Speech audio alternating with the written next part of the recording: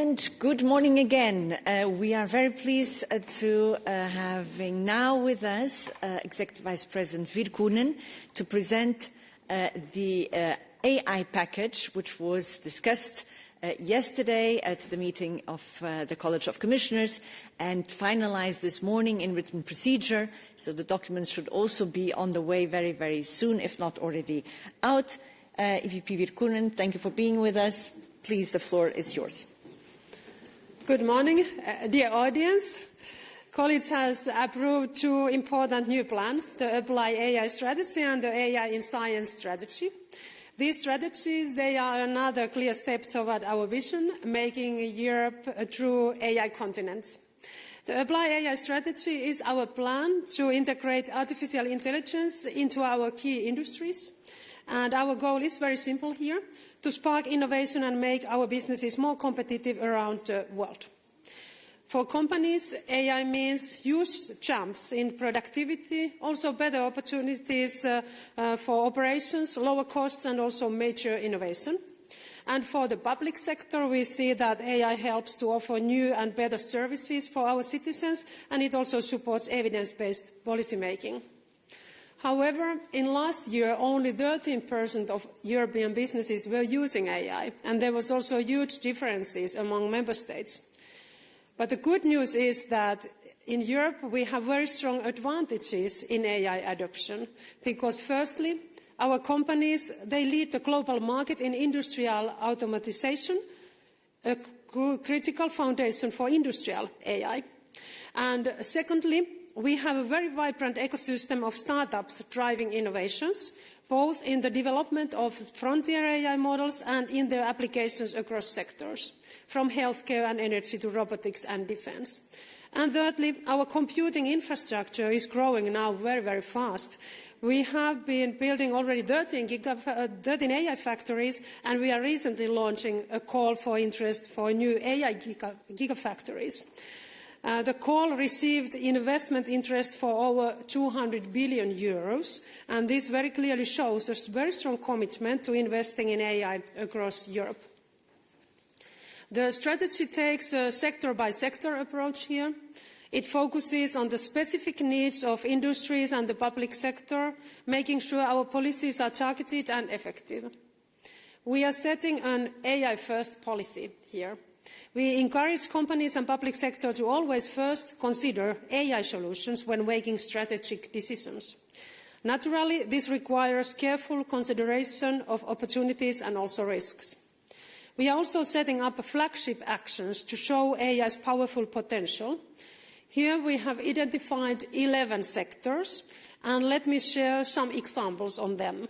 In healthcare, we will create a network of AI-powered advanced screening to speed up AI-powered diagnosis making in hospitals and also bringing services to remote areas. In mobility, AI helps to scale up fully autonomous driving cars. In robotics, we will connect developers with user industries to speed up the creation of European solutions that meet markets' needs. And for the public sector, we are developing an AI toolbox, a collection of practical, open-source, reusable tools to help public administrations to take up AI solutions. The strategy also encourages a Buy European AI approach, especially for the public sector. We will focus on European open-source AI solutions. To support all this, we are boosting our European digital innovation hubs to act as AI experience centres where businesses can test and integrate AI solutions. And these hubs will also facilitate access to EU infrastructure such as the AI factories. And this is of course very important for our SMEs to have that kind of support on the ground. We are also launching a European Frontier AI initiative to speed up progress in very advanced AI, including major EU-wide competitions to develop frontier AI models. And finally, the strategy helps also workers by supporting AI literacy training across all sectors. In parallel, we will also actively monitor the impact of AI on the labour market. And to coordinate this work, we are launching the Apply AI Alliance, bringing together policymakers and industry leaders. To strengthen trust, the Commission is launching the AI Act Service Desk, and this desk provides all information on the AI Act, our single rule book for AI. And I want also to highlight the compliance checker. It will help businesses also understand their legal duties. And now let me turn to the second new plan, the European Strategy for Artificial Intelligence in Science. It reflects the CERN of AI approach announced by the President von der Leyen in February. Just as we want industry to use AI, we must also focus on research for AI and using AI in European science across all fields. To support this, we will launch the pilot of the Resource for AI Science in Europe, RACE. RACE will bring together strategic resources, funding, computing power, data and talent to push the boundaries of AI technology and achieve scientific breakthroughs. This RACE will operate along two main pillars. Science for AI is supporting basic research to advance core AI capabilities, in particular safe and secure frontier AI, and AI in science is promoting the use of AI for progress in different scientific fields. We are also investing heavily in attracting and keeping world-class AI and scientific talent in Europe. So, dear audience, today's package is another vital step in making Europe a true AI continent. Thank you for your attention, and now I'm ready also to take your questions if you have any. Thank you, EVP Virkkunen, and indeed I already see some questions online, but let's first take questions in the room. Razia. Thank you, Razia Akocha, AFP News Agency. I just wanted to ask you, because you mentioned in your introduction that only 13% of European businesses are using AI. So I'd like to just know if the European Commission, with this strategy, has set a target or knows how much this strategy will increase that to. And alongside that, I'd like to know if you have any data on how much foreign reliance there is, because I kind of want to clearly hear from you, because the strategy is, while it's very detailed and clear, just so that I can tell my friends who don't really follow EU stuff, is this about telling European businesses to use European AI, to prioritise EU AI providers over foreigners? Thank you. Thank you very much. Yeah, the 13% figure was from last year, and there was already a big increase from the 1 year before. So we saw that already in last year. The use of AI was increasing, but still it was only 13% as an average. There's big differences between the member states. I think Denmark was leading, and there about 27% of the businesses were reporting that they were using AI.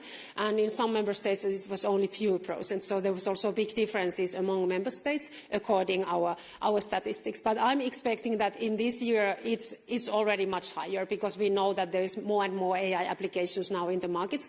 But still we are not there where we want to be.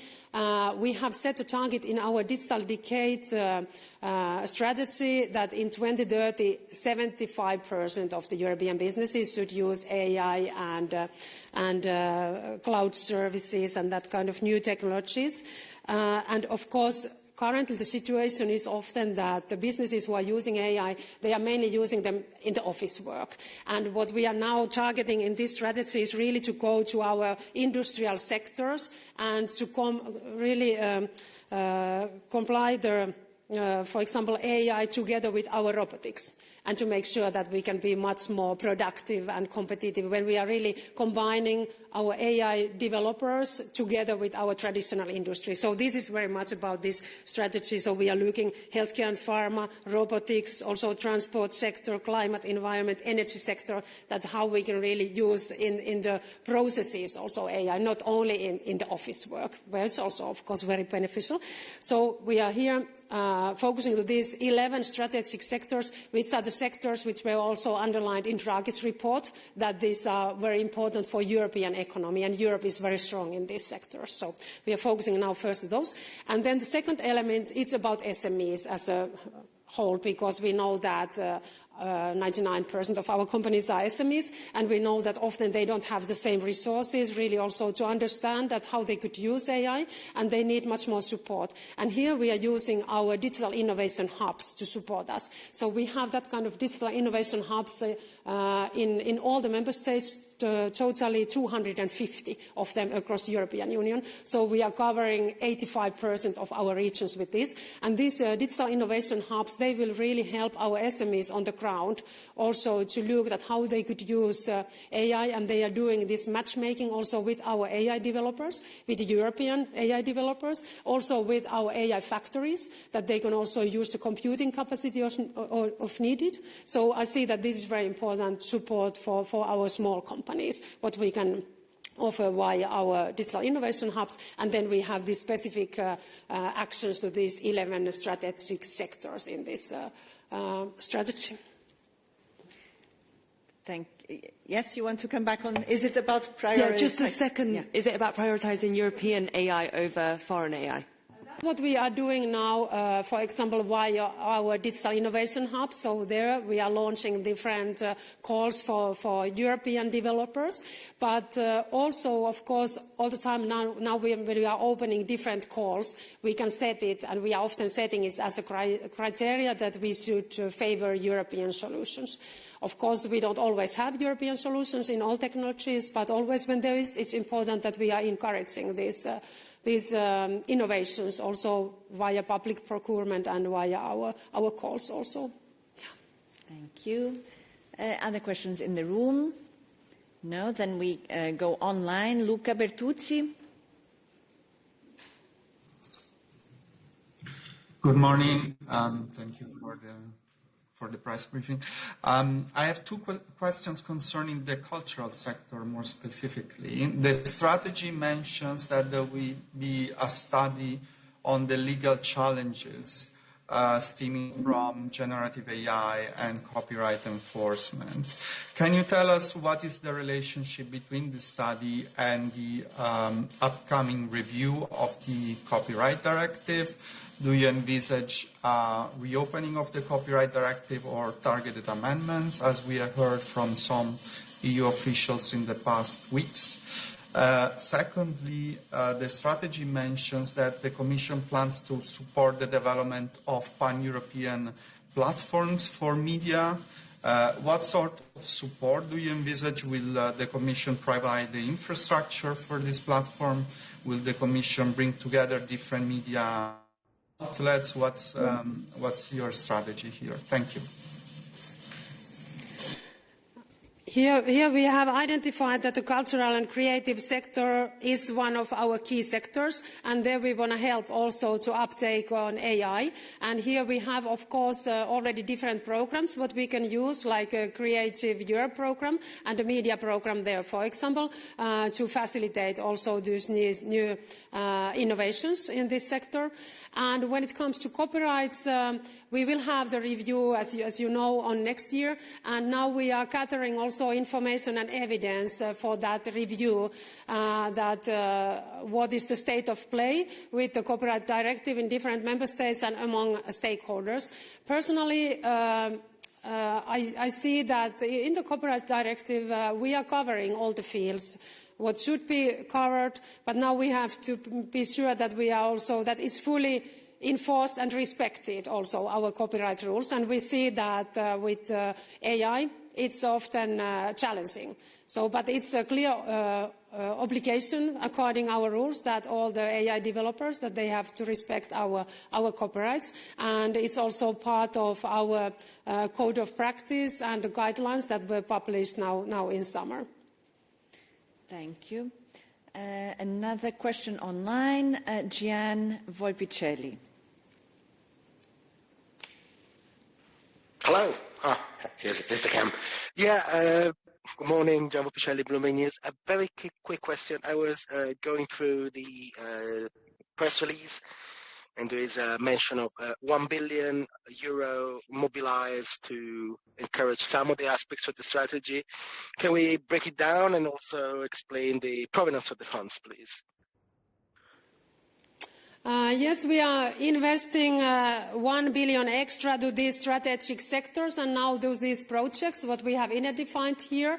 But of course, AI is nowadays also a very important part of our everyday work, what we are doing in different technologies. And also in this AI for science strategy, there is also a plan to double also the funds under Horizon Europe, what they are now, what we are now annually using for AI. So we are planning to double it to 3 billion also under Horizon Europe program. So we will invest more to everyday AI also, but it's also a very important part of our everyday work, as we know, part of all the technologies. For example, also part of our defense investments we are doing now together with member states. So AI's and application of AI is playing a very important role in all this. Of course, the biggest part of our AI investments is still the infrastructure part. It's not now part of this Apply AI strategy, but we are investing to our AI factories and very soon also to gigafactories. And there we are speaking about, of course, tens of billions. Thank you. And I see another question online. Oliver Grimm. Hi, or again with the Austrian newspaper, Die Presse. You are actually throwing up the gates to the European market wide open. I've had a quick look at the communication, which unfortunately we didn't get a bit earlier to read. But anyway, you are very optimistic and positive about artificial intelligence.